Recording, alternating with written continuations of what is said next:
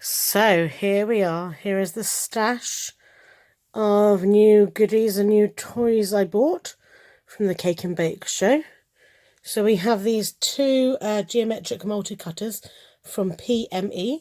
One is a hexagonal, like honeycomb beehive shape, and the other is squares, which I guess if you turn it, can also be diamonds. Magic, hey? And they're normally about £7 everywhere else, so I was pleased to pick them up for a discount. And then I treated myself to a new pastry mat.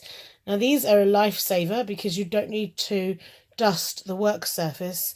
You can just use these mats instead, and they're silicone. However, I did realise that they're in centimetres and I work in inches, so that could be a problem. And I also bought some edible glue. It's a bit pricey for such a small bottle, but you can never have too much edible glue. Next, I treated myself to some isomalt. I've never really found where you can buy it before, and I don't really know what to do with it, but all the cakey people talk about it. You microwave to melt it, and then you put it in a mould and you create different shapes. So I'm excited to use it. So up here we have some Sugar and Crumbs natural flavoured icing sugar. It is gluten-free, suitable for vegetarians, vegans and dairy-free. Now, it's not really the flavour of a llama. This summer flavour is strawberry and banana, and I bought it at the exhibition because I have a customer that wants that flavour, and it was cheaper than buying it online, and you don't have to pay for postage and packaging. My next treat is some Massimo Ticino Bride White Sugar Paste. Now, this stuff is really expensive. I bought 2 small packs and 1 big one, £7.85. It's really expensive, but it should be enough to cover a 2-tier cake. It's supposed to be the best sugar paste to use. So bring me your orders so I can try it out.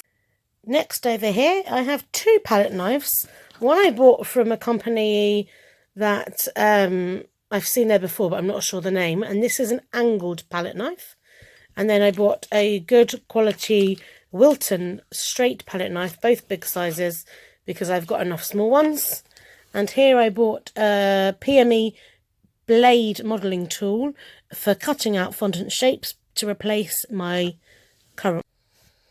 I also treated myself to a large plain edge side scraper. Now, I also got somewhere, which I can't find, I bought a short one, which is about half the size, but that's no use when you're trying to scrape tall cakes. So it is a bit pricey for a side scraper, but hopefully it will do the job. Here I found, from a company that I always buy from at the Cake and Bake show, little apple moulds. I made a Snow White cake recently and I had nothing to make the apples with. This one's a bit small for the cake that I made, but they do great moulds. I'll try and find out what the name is and post it on the information here. But they're the only company that do all their products are vegetarian, so I love them. And finally, at the end of the show, I treated myself to the continuous quilting mould. It's actually this way round, and as you do one set of mould, you put it next to it, and they fit into the zigzags. I guess you can do it either way to go around the cake, and it looks like this. And this quilting is apparently going to be very, very fashionable now. Comes from Katie Sue Designs, which I love, but don't even look at the price. I mean, the price is horrific for a silicone mould, but hopefully I'll get lots of use out of it. Loads of you are going to want quilted styled cakes, and it'll make its money. So don't forget to order your quilt style cakes from me. So I didn't get tons of things from the show this year. I think the Cake and Bake show was much smaller than it is normally, and I'm debating going up to Birmingham for Cake International, but we'll see. I'm looking forward to using all these new products, especially these geometric multi-cutters. I've been eyeing them up for a while, and the continuous quilting, and the Ultimate, and the Massatino products. Very excited!